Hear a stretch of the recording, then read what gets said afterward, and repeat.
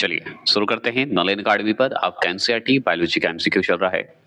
आपका कंटिन्यू मैंने बोला है डेली चलेगा, चैप्टर बाय चैप्टर चल रहा है। हर एग्जाम के लिए आप तैयारी करते हैं तो एमसीक्यू शुरू करके जाएं। तो चलिए ये जो है शुरू करने जा रहे हैं। 60 क्वेश्चन है, एमसीक्यू है। इसी में पौधे का वर्गीकरण, जीव का वर्गीकरण, सब सवाल आएंगे, जिसमें हम अभी पढ़ने जा रहे हैं पौधों एवं प्राणियों से संबंधित तथ्य। जीव का कुछ कुछ हिस्सा पढ़े थे, अब हम पौधे का पढ़ेंगे, फिर प्राणियों का पढ़ेंगे और जीव का भी पढ़ेंगे। तो चलिए पहला प्रश्न आपके स्क्रीन पर है और सिर्फ इसमें डिटेल नहीं बताया जाएगा, सिर्फ एमसीक्यू होंगे। डिटेल का मैंने आपके लिए वन लाइनर मैंने वीडियो महामैराथन डाला है, एनसीईआरटी वन 7 संग्रह वन लाइनर करके। हर टॉपिक का अलग अलग प्लेलिस्ट बना हुआ है और महामैराथन का भी अलग प्लेलिस्ट बना हुआ है, बीपीएससी 2025 के लिए भी दिया हुआ है। तो जरूर जाएंगे, जरूर देखेंगे। और डिटेल इसलिए नहीं बताऊंगा क्योंकि फिर अगर डिटेल बताऊंगा तो सारा किताब समाप्त होने में समय लगेगा। तो चलिए पहला प्रश्न आपके स्क्रीन पर है कि कवकों और उच्चतर पौधों की, पादप मतलब पौधा होता है तो वही पौधा लिखा हुआ है, पौधों की जड़ों के मध्य कौन सा कार्यात्मक सहचर पाया जाता है। अब कार्यात्मक सहचर मतलब क्या होता है बता सकते हैं? तो हम बताएंगे फंक्शनल। क्या बताएंगे? फंक्शनल एसोसिएशन बोला जाता है। तो बताइए कि इसका क्रियात्मक जो फंक्शन होते हैं इसमें कौन सही होंगे। तो जैसे अगर कवक की बात होगी, मतलब पौधे की बात होगी, तो हम जानते हैं कि जड़ के मध्य पूछ रहा है, तो जड़ मतलब होता है मूल। तो मूल तो कवक मूल होंगे। ऑप्शन नंबर बी जो लगाएंगे वो सही लगाएंगे। चलिए ये तो बात हम समझ गए। अब बात करते हैं हम दूसरे प्रश्न का कि ईस्ट और मशरूम। तो ईस्ट और मशरूम किस प्रकार के जीव हैं? तो ईस्ट और मशरूम अगर आपसे पूछ रहा है तो बताइए किस प्रकार का होगा। तो हम जानते हैं फफूंदी होंगे। ऑप्शन नंबर बी जो लगाएंगे वो सही लगाइएगा। अगर आपसे यही तीसरा प्रश्न पूछ रहा है, तीसरा प्रश्न को ध्यान से सुनिए, कपास में पाया जाने वाला प्रमुख घटक कौन सा है? तो कपास में पाए जाने वाला अगर प्रमुख घटक पूछे ना तो सेलुलोज का नाम सुने होंगे, है ना? तो option number B cellulose, glucose नहीं, सेलुलोज बहुत इंपॉर्टेंट है क्योंकि पौधों के लिए तो बहुत इंपॉर्टेंट है ना। चलिए चौथे प्रश्न को देखिए और बताइए कि इसका आंसर क्या होगा। लाइकेन किससे निर्मित होते हैं? तो लाइकेन शब्द आप सुनते ही आपके दिमाग में आएगा कि लाइकेन है क्या। तो हम जानते हैं कि कवक और शैवाल दोनों से निर्मित होता है। तो लाइकेन जो है कवक और शैवाल से दोनों से होते हैं निर्मित। क्लियर हो गए? पांचवें प्रश्न को देखिए और ध्यान से आंसर का जवाब दीजिए कि पौधों के जीवन चक्र की दृष्टि से सबसे महत्वपूर्ण अंग कौन सा है, मतलब सबसे महत्वपूर्ण हिस्सा कौन सा है ये पूछिए। मतलब पूछ रहा आपसे। तो पौधे के जो जीवन चक्र, जो पौधा का भी जीवन होता है उसका चक्र चलता है, उसी दृष्टि से बताना सबसे महत्वपूर्ण कौन सा अंग है। जैसे हमारे शरीर का महत्वपूर्ण अंग तो बहुत सारे हैं, उसी तरह पौधे का भी कोई तो कोई महत्वपूर्ण अंग होंगे, तो बहुत सारे होंगे, लेकिन उसमें से सबसे महत्वपूर्ण कौन है बताइए। तो पुष्प, कली, क्योंकि इसी से होते हैं। जैसे हम लोग के लिए अगर माँ का गर्भ देखें वो इंपॉर्टेंट है कि नहीं? चलिए तो उसी तरह पुष्प इंपॉर्टेंट है पौधे को बढ़ाने के लिए। चलिए छठे प्रश्न की बात करें। क्लोरोफिल के निर्माण में कौन सा तत्व आवश्यक होता है बताइए। छठे प्रश्न को याद रखिएगा। क्लोरोफिल के निर्माण में कौन सा तत्व जो है आवश्यक होता है बताइएगा। आवश्यक होते हैं बता देंगे तो हम बताएंगे मैग्नीशियम होते हैं, Mg होते हैं। ऑप्शन नंबर सी होगा मैग्नीशियम। क्लियर? चलिए सातवें प्रश्न की बात करते हैं। सातवां प्रश्न ये है कि अधिकांश कीट किसके द्वारा श्वसन करते हैं। तो अधिकांश कीट अगर पूछे कि अधिकांश जो कीड़े मकोड़े होते हैं वो बताइए किसके द्वारा सांस लेते हैं, तो उनके जो होते हैं त्रिचा बोला जाता है। त्रिचा बोल दीजिए, नहीं तो बातक तंत्र बोलिए, मतलब बॉडी से एक तरह से उनका है संबंध है कीट का। तो ऑप्शन नंबर जो है ये बी होंगे। अगर मैं बात करूं आठवें प्रश्न का, कुनैन किस पौधे की छाल से प्राप्त होती है। तो कुनैन जो है किस पौधे की छाल से प्राप्त होगी? कुनैन, कुनैन शब्द सुने होंगे, अवश्य सुने होंगे। तो कुनैन जो है हमारा एक तरह से कौन सा पादप है पता है? आवृत बीज पादप है, मतलब एंजियोस्पर्मिक प्लांट है। आवृत बीज को हम लोग बोलते हैं एंजियोस्पर्मिक प्लांट, तो वो है कुनैन। और ये सिल्कोना नामक पौधे के जो छाल होते हैं उससे प्राप्त होता है, ये हम जानते हैं। तो इससे जो छाल है सिल्कोना उसी से प्राप्त होता है। तो ऑप्शन नंबर बी सिंकोना। नौवें प्रश्न की अगर हम बात करें तो नौवां प्रश्न है कुनैन का उपयोग किस रोग के उपचार में किया जाता है। तो कुनैन का उपयोग जो हम करते हैं किस रोग के लिए हम करेंगे, तो मलेरिया के लिए करते हैं। मलेरिया इससे ठीक होता है, ये हम जानते हैं। तो ऑप्शन नंबर बी हो गए। वन लाइनर मैं बार बार बोल रहा हूँ, वन लाइनर अगर पढ़ना है तो मेरा नलिन अकाडमी में जाइए, प्लेलिस्ट में जाइए, नहीं तो नैनी अकाडमी 2.0 में जाइए। बीपीएससी एईडी का नाम से चलाया जा रहा है, जो कि महामैराथन डाल चुके हैं, आप अवश्य देख लेंगे। आपको भरोसा दिलाता हूँ, वो वन लाइनर पढ़ के एमसीक्यू अगर दीजिएगा तो 99% आपका ये आंसर सही होगा। और किसी भी एग्जाम में देने जा रहे हैं, नैनी अकाडमी वादा करता है, आप देख सकते हैं। 10वें प्रश्न की बात करें तो सेब में पाए जाने वाले लाल रंग का कारण क्या है? तो सेब में जो पाया जाता है उसमें लाल रंग का कारण क्या है? बताइए, 10वें प्रश्न का बताइए। तो सेब जो हम खाते हैं उसमें लाल रंग कभी-कभी दिखता है ना? तो दिखने का कारण है एंथोसायनिन है। तो एंथोसायनिन की जगह पे क्या होता है कि ऑप्शन नंबर बी आपको एंथोसायनिन दिख रहा होगा। तो ई के जगह पे कभी-कभी ईया दे देता है, तो एंथोसायनिन हो जाते हैं और चाहे ई दे देगा, तो यही दो शब्द को हेर-फेर करता है, तो ये ध्यान रखना होगा आपको। अगर मैं 11वें प्रश्न की बात करूँ, मतलब हम 11वें प्रश्न की बात करें कि टमाटर में लाल रंग किसके कारण होता है? तो टमाटर में लाल रंग अगर पूछे किसके कारण होंगे, तो हम बता देंगे कि लाइकोपीन के कारण होते हैं। लाइकोपीन की जो उपस्थिति होती है, इसके कारण होता है। तो लाइकोपीन कहाँ है? ऑप्शन नंबर बी में है, ये भी आप सही लगाएँ। अगर मैं बात करूँ 12वें प्रश्न की बात करूँ, शहतूत के फल का वैज्ञानिक नाम क्या है? शहतूत का फल जो है, उसका वैज्ञानिक नाम अगर पूछे तो सोरोसिस बता देना है। तो सोरोसिस तो है नहीं यहाँ पे, है ऑप्शन नंबर ए में है, लेकिन सोरोसिस की जगह पे लिखा हुआ है सोराइसिस बोल दिया है। तो इसमें ई शब्द जो लगा दिया है, कोई गलत नहीं लगाया है। ठीक है? तो सोरोसिस बोल दे या सोरोइसिस बोल दे, एक ही शब्द है। समझ गए? चलिए। तो अगला जो मैं वीडियो जो भी बनाऊँगा, अभी जो पीडीएफ बना हुआ है, वो हिंदी में ही बना हुआ है, इंग्लिश हिंदी मिक्स करके लाऊँगा क्वेश्चन को। 13वां प्रश्न क्या है कि सर्पों के विष ग्रंथियाँ, जो साँप का जो विष ग्रंथि होते हैं, किस अंग के जो है समान होती है? मतलब किस अंग में जो है वो होती है, किस रूप में होती है? साँप अगर काटता है तो किस रूप में? तो उसका जो विष होता है वो लार के रूप में होगा, तो लार ग्रंथियाँ बोल सकते हैं। ऑप्शन नंबर ए, है ना? चलिए, अब पीचर प्लांट का नाम सुने होंगे जिसे घटपर्णी पौधा बोला जाता है ना? जानते होंगे। तो पीचर प्लांट मुख्यतः जो है भारत के किस राज्य में पाया जाता है?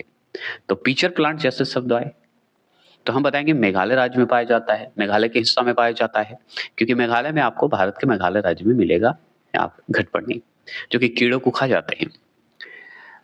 अब यही 15वां प्रश्न की बात करें, चट्टानों पर उगने वाले पौधे को क्या कहा जाता है? इस 4 ऑप्शन के हिसाब से फटाफट जवाब दीजिए। अब चट्टान को इंग्लिश में क्या बोलते हैं? शैल बोलते हैं कि नहीं? तो शैल पे उगेगा तो शैल भित्ति हो जाएँगे। तो शैल भित्ति बोल दीजिएगा या शैलोभित्ति बोल दीजिएगा। तो चट्टानों पर उगने वाले पौधे को शैलोभित्ति बोलते हैं। इंग्लिश में आप लिथोफैटस बोल सकते हैं। ठीक है? चलिए। 16वां प्रश्न की बात करें। 16वां प्रश्न है कि कीटभक्षी पौधों में घटपर्णी को ही क्या बोलते हैं हम लोग?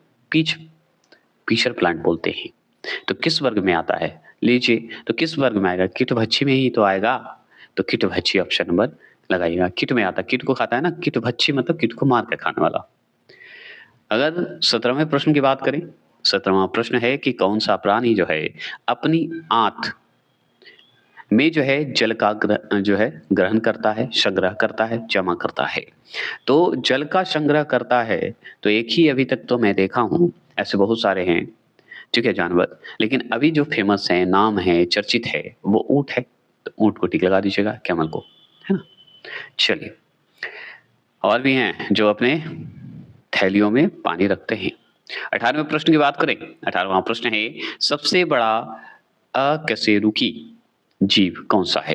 तो आगे आप इसका आंसर का जवाब दीजिए कि जीव जो है कौन सा है? को ये दिख रहा होगा बी। क्या दिख रहा है? बी, कोलोशल है। तो कोलोशल सिक्विड है, ठीक है, सिक्विड। ये जो है अकशेरुकी जीव है, जो कि सबसे बड़ा है। 19वां प्रश्न है कि जल एवं स्थल दोनों पर रहने वाले जीव को क्या कहा जाता है? तो हम बता देंगे कि भाई जल और थल पर रहने वाला जीव जो है उभयचर ही तो कहलाएगा, मेढक ही तो कहलाएगा, है ना? तो उभयचर। अब हम बात करें 20वें प्रश्न का। 20वां प्रश्न क्या है कि शैल जीव पौधे मुख्यतः कहाँ पाए जाते हैं? तो सेल जीव पौधे जो है मुख्यतः तब भी पाए जाएंगे जब, तो सेल जीव का मतलब होता है चट्टान पर उगने वाला पौधा, तो चट्टानों पर उगता है। हम जितने जल्द हो सकते हैं खत्म करने की कोशिश कर रहा हूँ, क्योंकि बायोलॉजी का ज्यादा चैप्टर नहीं है और ये जल्द खत्म होंगे। तो देखिए यहाँ पे सवाल ये है कि लीची के फलों को किस शाखा के अंतर्गत रखा गया है। तो लीची के फलों को अगर पूछ दे कि किस शाखा के अंतर्गत रखिएगा, तो हम लीची को बोलेंगे भाई एक बीजीय बेरी में रखेंगे। किस में रखेंगे? एक बीज के रूप में रखेंगे। लीची एक ही बीज रूप होता है, द्विबीजपत्रीय नहीं होते हैं। अगर मैं बात करूं 22वें प्रश्न का कि हल्दी जो पौधे हैं, पौधे का खाद्य भाग कौन सा होता है। देखिए यहाँ पे कहा जाता है कि हल्दी का खाने वाला भाग अगर हिस्सा कहा जाए तो प्रकंद कहलाता है, ठीक है। और हल्दी हम प्राप्त कैसे करते हैं? तना से प्राप्त करते हैं। लेकिन अगर मान लीजिए तना और प्रकंद दोनों आ जाएं तो प्रकंद को टिक लगाइएगा, ठीक है, राइजोम को टिक लगाइएगा। लेकिन अगर यहाँ पे मान लीजिए है ही नहीं प्रकंद तो हम तना को टिक लगाएंगे, ठीक है। अब तना कहिए या प्रकंद कहिए एक ही है, ठीक है ना। क्लियर हो गए? तो कभी कभी क्या करता है, तना का भाग से प्राप्त करते हैं और खाने वाला भाग प्रकंद होते हैं। लेकिन देखा जाए तो प्रकंद और तना एक ही होते हैं, तो हम तना का भाग भी खाते हैं और तना का भाग प्राप्त करते हैं। ये कॉमन क्वेश्चन है, कंफ्यूजन करने के लिए ये सवाल पूछता है, इसलिए मैंने वो क्लियर कर दिया। हो सकता है वर्ड मीनिंग अलग अलग कर दे, ये भी ध्यान रखना होगा। 23वां प्रश्न है कि लाल मिर्च की तीखापन जो है किसकी उपस्थिति के कारण होता है। तो लाल जो मिर्च होते हैं उसमें तीखापन होता है, तीता लगता है खाने पे, लगता है ना। तो बताइए किस कारण होते हैं। तो कैप्सेसिन के कारण होते हैं। तो कैप्सेसाइनिन बोल दीजिए या कैप्सेसिन बोल दीजिए। तो ऑप्शन नंबर बी में जो दिख रहा होगा आपको, क्या दिख रहा है? कैप, देखिए बता देता हूं, कैप्साइसिन भी बोला जाता है, नहीं तो ई की मात्रा लग जाती है, कैप्सेसाइनिन हो जाता है। अभी सॉरी साइनिन बोल रहा हूं, कैप्साइसिन हो जाते हैं, ठीक है ना। दोनों में अंतर है, ई लग जाता है कभी कभी, नहीं तो डबल सी, दोनों सी उड़ जाएंगे, मतलब माथे पे सवार हो जाएंगे। 24वां प्रश्न क्या है कि सबसे बड़ा स्तनपायी जीव कौन सा है। तो सबसे बड़ा अगर स्तनपायी जीव पूछा जाए ना, तो व्हेल के सिवा हम अभी कोई को टीका नहीं लगाएंगे। ऑप्शन नंबर बी हो गए। अगर 25 क्वेश्चन नंबर की हम बात करें तो रेशम का कीड़ा जो है किस अवस्था में वाणिज्यिक तंतु मतलब कॉमर्शियल फाइबर उत्पन्न करता है। बताइए रेशम का कीड़ा जो है किस अवस्था में वाणिज्य तंतु उत्पन्न करता है, बता सकते हैं, प्लीज कमेंट कर सकते हैं। तो हम बताएंगे कि हम अवश्य बताएंगे, क्यों नहीं बताएंगे। अब बताने का कारण यह है कि प्यूपा अवस्था में पाया जाता है। किस अवस्था में? Pupa, option number B. चलिए 26 क्वेश्चन नंबर आ गया, मतलब 26 क्वेश्चन नंबर आ गए कि गर्म रक्त वाले मतलब गर्म रुधिर वाले, जिसे वार्म ब्लडेड बोलते हैं, जीवों का शरीर का तापमान बताइए कैसा होगा। जिनका रक्त गर्म हो या समतापी हो, तो बताइए जंतु के शरीर का तापमान कितना होगा, कैसा होगा। तो सदैव एक समान ही रहेगा, कोई ऐसा नहीं है तो सदा बदलता रहेगा, नहीं जी, सदा बराबर रहेगा, समान रहेगा, है ना। दिमाग भूल के गर्म हो जाए, गुस्सा जाए, बोल दे, लेकिन शरीर में ब्लड गर्म हो का फायदा। चलिए आगे बात करते हैं, समुद्री घोड़ा की बात करते हैं। किसकी बात करेंगे? 27 क्वेश्चन नंबर है कि समुद्री घोड़ा किस प्रकार के जीव का उदाहरण है। तो समुद्री घोड़ा शब्द आए ना, तो हम बताएंगे मछली का ही तो रूप है, पानी में हो तो मछली हो, तो मछली का ही रूप बता दीजिएगा। ऑप्शन नंबर बी सही है कि नहीं? ठीक है, तो समुद्री घोड़ा तो हम समझ गए। 28 क्वेश्चन नंबर को देखिए। 28 क्वेश्चन नंबर है कि कौन सा स्तनपायी जीव जो है अंडे देता है। स्तनपायी है और अंडा देता है, कौन है सजीव भाई? तो हम जानते हैं एकीडना है। एकीडना जो है वो स्तनपायी है, लेकिन बच्चा नहीं देता है, अंडा देता है।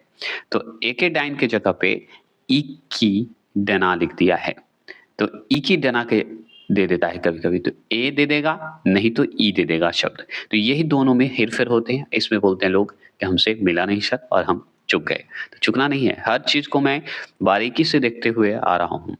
आप अगर बिहार का स्टेट का जो एग्ज़ाम देने गए होंगे, उसमें जो भी अभी तक पेपर हुए हैं, उसमें क्वेश्चन आप देखिए एनसीईआरटी से ही दिया हुआ है और ये सोचिए कि एनसीईआरटी का जो पीजी का है, उसमें निष्कर्ष ज़्यादा दिया था। अगर बेसिक ऑनलाइनर पढ़ के गए होंगे, तो आपको वो क्वेश्चन आपको 100% याद आया होगा। एक-एक पॉइंट का, एक-एक लेवल का आपको याद आया होगा। ज्योग्राफी जो पढ़ेंगे, वो भी देख सकते हैं और ये नहीं बोलूँगा कि हम ही से आया हो, कहीं से भी आया हो, एनसीईआरटी बुक से ही आएगा और कहीं से आया भी नहीं है। लेकिन निष्कर्ष में बहुत लोग फँसे हैं, ये हम जानते हैं। चलिए 29 क्वेश्चन नंबर की बात करें, तो मानव शरीर में पाई जाने वाली सबसे छोटी कोशिका कौन-सी है? तो मानव शरीर में पाई जाने वाली सबसे छोटी अगर कोशिका पूछ देना, तो बताइए क्या बताइएगा?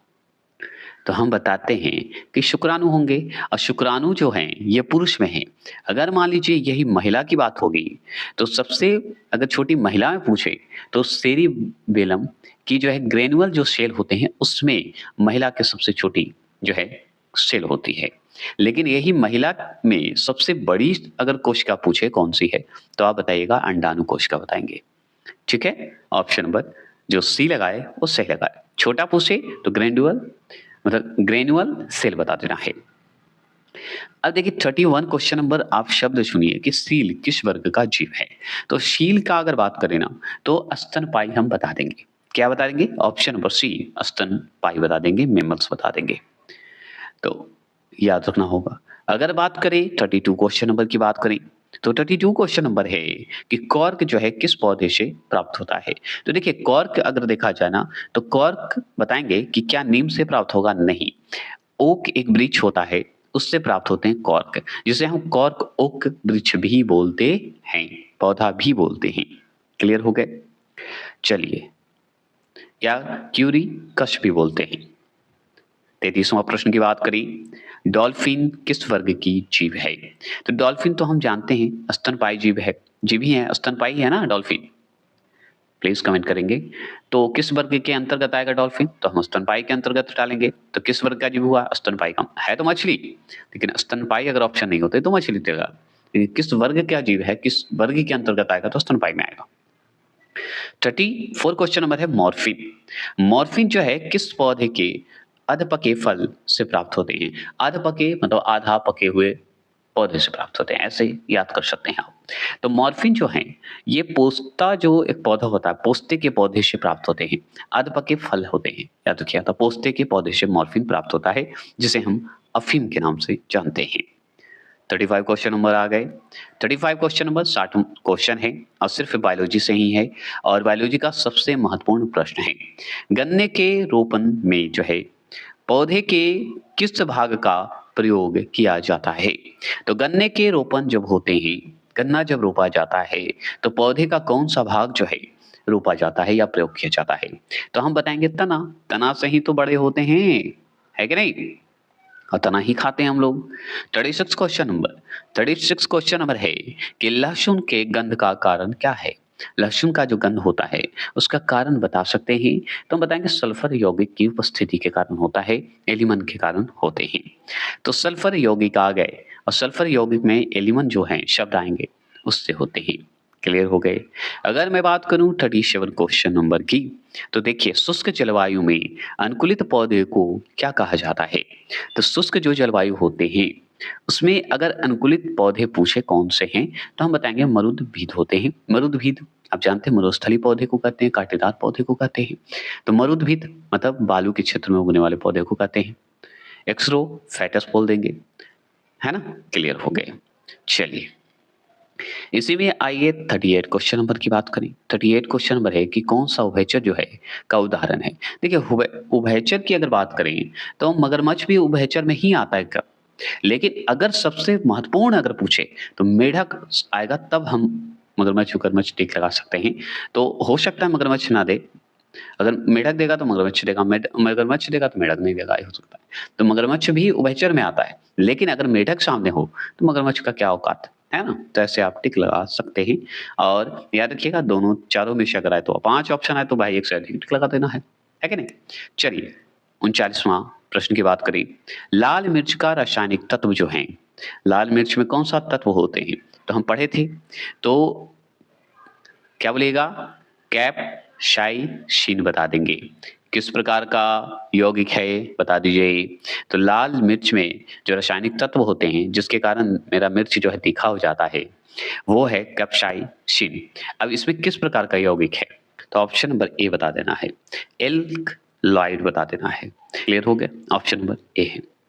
ऐसे बहुत तरीके हैं और भी जानकारी अगर गहराई तक डूबिएगा ना तो बहुत नॉलेज लेना पड़ेगा जो कि आपको अभी आवश्यक है नहीं। 40वां प्रश्न की बात करें, जानने का इच्छा, चिंतन और मनन की क्षमता मानव को किससे अलग करती है? तो किससे करेगी? पशु से अच्छा अलग करेगी, बंदर से अलग करेगी, है ना? तो बताइए, समझ गए? तो यहाँ पे बंदर जो है पशु में ही आएगा, तो जो पशु है तो टेंशन क्या है? ऑप्शन नंबर ए, है ना?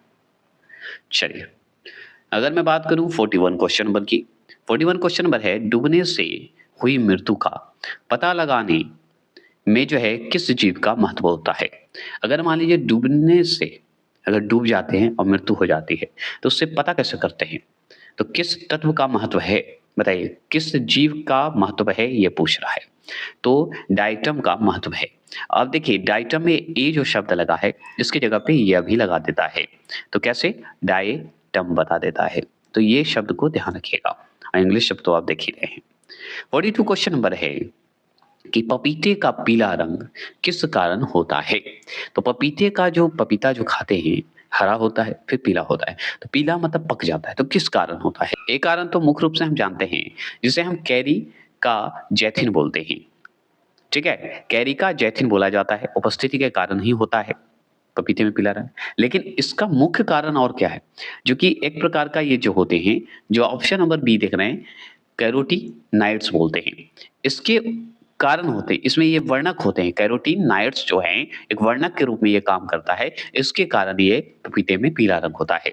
अगर मान लीजिए कैरोटीनाइड्स नहीं होता तो ऑप्शन में आपका होता, क्या होता है? कैरिका जैथिन होता, क्योंकि कैरिका जैथिन की उपस्थिति के कारण ही होता है और जो कि एक वर्णक के रूप में काम करता है कैरोटीनाइड्स। याद रखिएगा। ठीक है?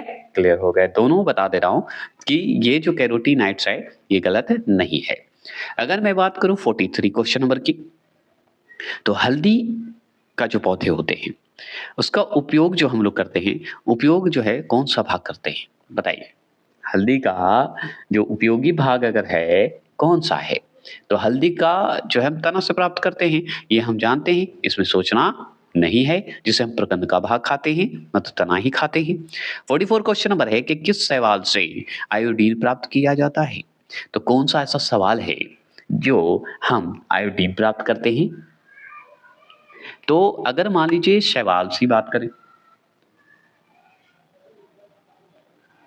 ठीक है, किस शैवाल से आयोडीन प्राप्त करेंगे अगर आपसे पूछ रहा है ना, तो हम बताएंगे भाई भूरी शैवाल जो है ना उससे हम प्राप्त करते हैं। अब भूरी शैवाल का नाम तो नहीं आया यहाँ पे, तो भूरी शैवाल को ही बोला जाता है लेमिनेरिया बोला जाता है। तो ऑप्शन नंबर बी देख रहे होंगे, तो यहाँ पे जो लेमिनेरिया है जिसे हम लेमिनेरिया बोलते हैं। ठीक है? लेकिन याद रखिएगा कभी कभी ले का शब्द दे देता है, लय नहीं करता है, और कहीं कहीं लय दे देता है। तो दोनों में ध्यान रखिए, उच्चारण होगा लेमिनेरिया। क्लियर? अगर 45 क्वेश्चन नंबर की बात करें कि जो जीवाणु वायुमंडलीय, ठीक है, जो जीवाणु वायुमंडलीय नाइट्रोजन को नाइट्रोजन यौगिक के परिवर्तित करते हैं उन्हें क्या कहा जाता है? तो नॉर्मल बात है कि नाइट्रोजन को नाइट्रोजनीकरण कहिए या नाइट्रोजन यौगिक में परिवर्तित करेगा तो उससे हम नाइट्रोजन का स्थिरीकरण करेंगे, है ना? स्थिरीकरण करने वाली जीवाणु बोलेंगे, बैक्टीरिया बोलेंगे, सिंपल शब्द जिसमें हम इतना लंबा ले जाने की आवश्यकता नहीं है। अब ये बताइए कि अधिक नमक वाली जो मिट्टी होती है, मिट्टी में जो जीवाणु होते हैं क्यों नहीं जीवित रह पाते? बताइए क्यों नहीं रहेंगे? अरे उसमें इसलिए नहीं रहेंगे क्योंकि उसमें निर्जलीकरण के कारण नहीं रहेंगे, है ना? मतलब देखिए क्यों नहीं रहेंगे, देखिए बता देता हूँ। क्योंकि जीव द्रव कुंचित होकर मर जाते हैं, निर्जलीकरण होंगे तो मर ही जाएंगे ना, ये बात है। तो ऑप्शन नंबर बी लगा दीजिएगा। जल की अधिकता से नहीं मरते, जल की अधिकता से क्या फर्क पड़ता है? 47 क्वेश्चन नंबर 47 क्वेश्चन नंबर है कि कवक कोशिका में संचित होने वाला खाद्य पदार्थ क्या है? तो कवक में अगर मान लीजिए आपसे पूछ दे कि अच्छा आप इतना ही जानते हैं तो कवक कोशिका में जो संचित हो रहा है या होने वाला जो पदार्थ है वो कौन सा है, तो हम बताएंगे ग्लाइकोजन है। Option number B, option number B जो है वो सही है। 48 क्वेश्चन नंबर की बात करते हैं। 48 क्वेश्चन नंबर देखिए, तालाबों और कुओं में जो है मच्छरों की संख्या नियंत्रण में रखने हेतु किस जीव को छोड़ा जाता है, बताइएगा किस जीव को छोड़िएगा। तो हम बताएंगे भाई उस जीव का नाम है क्या, इस 4 ऑप्शन के हिसाब से जवाब दीजिए प्लीज, बताइए। तो ऑप्शन नंबर बी जो लगाएंगे वो सही लगाएंगे, गैम्बुशिया मछली होता है, गैम्बुशिया बोलते हैं, गैम्बुशिया भी बोलिए, गैम्बुशिया बोल दीजिए। चलिए 49 क्वेश्चन नंबर है कि बिस्फेनॉल, बिस्फेनॉल ए क्या है, जिसे हम बीपीए बोलते हैं, क्या है बताइए प्लीज। 49 का आंसर का जवाब देंगे। तो 49 का आंसर का जवाब जो है, उसका आंसर का जवाब है खाद्य संवेष्टन सामग्री के विकास के लिए प्रयोग में लाए जाने वाला रसायन है। ऑप्शन नंबर बी जो लगाएंगे वो सही लगाएंगे। 50वां प्रश्न क्या है सुनिए, पौधों की खेती बिना, मतलब पौधों की खेती बिना मिट्टी, मतलब पौधों की खेती बिना मिट्टी के किस विधि से की जाती है, बिना मिट्टी के किस विधि से किया जाएगा बताएंगे। तो हम बताएंगे भाई ये जो बिना मिट्टी की बात होगी ना, तो हम बताएंगे हाइड्रोपोनिक्स बता देंगे, क्योंकि हाइड्रोपोनिक्स बिना मिट्टी का, हाइड्रो मतलब पानी में ही उग जाएगा। चलिए 41 क्वेश्चन नंबर है कि प्रतिजैविक जिसे एंटीबायोटिक्स बोलते हैं मुख्यतः किससे प्राप्त किए जाते हैं। तो प्रतिजैविक जो बात करते हैं, एंटीबायोटिक्स की बात करें तो ये जीवाणु से प्राप्त करते हैं, बैक्टीरिया से प्राप्त करते हैं, ऑप्शन नंबर बी है। 42 क्वेश्चन नंबर की बात करें तो 42 क्वेश्चन नंबर है इष्ट कोशिका में कौन सा मुख्य एंजाइम पाया जाता है। 42 का आंसर का जवाब देंगे तो हम बताएंगे जाइमेश है, जाइमेश आ जाए या जाइमेज आ जाए एक ही है, जाइमश बोला जाता है, ZYMAC होते हैं, याद रखिएगा, ऑप्शन नंबर बी हो गया। 53 क्वेश्चन नंबर की बात करते हैं। 53 क्वेश्चन नंबर है कि जब एक ही जीन दो या दो से अधिक विभिन्न लक्षणों को नियंत्रित करे तो इस अवस्था को क्या कहा जाता है, तो इस अवस्था को क्या कहिएगा बता दीजिए। तो हम बताएंगे कि एक ही जीन जो है दो या दो से भिन्न अधिक के भिन्न भिन्न लक्षणों को एक साथ अगर नियंत्रित करने लगे तो उसे बहु प्रभावित का नियम कहेंगे। ठीक है, क्या कहेंगे, बहु प्रभावित नियम कहा जाता है, ट्रॉफी कहा जाता है।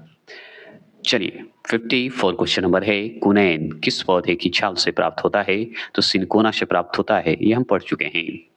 अगर मैं 55 प्रश्न की बात करूं, मतलब हम 55 प्रश्न की बात करें तो मेंडल ने अपनी वंशागति के नियमों के अध्ययन हेतु किस पौधे का प्रयोग किया है, तो किस पौधे का प्रयोग किया है जी बता दीजिए। तो हम बताएंगे मटर पर किए हैं जी, ठीक है, कौन सा मटर है बताइए, गार्डनर पी बोलते हैं। 56 क्वेश्चन नंबर आधुनिक आनुवंशिक का जनक किसे कहा जाता है, बताइए प्लीज प्लीज प्लीज कमेंट करेंगे। तो आधुनिक आनुवंशिक का जनक किसे कहा जाता है, तो हम बताएंगे मेंडल को कहा जाता है, ग्रेगर मेंडल। 57 क्वेश्चन नंबर सूखा सहिष्णुता किस हार्मोन से संबंधित है, बताइए प्लीज कमेंट करेंगे। होते हैं एवसिसिक अम्ल, जो ऑप्शन नंबर लगा दीजिएगा, एसिड जो होते हैं उससे होते हैं। 58 क्वेश्चन नंबर आ चुके हैं हम लोग। 58 क्वेश्चन नंबर है कि एंजाइम जो है किस तापमान पर सर्वाधिक सक्रिय होता है, एंजाइम तो 20 से 35 डिग्री सेल्सियस पे होते हैं।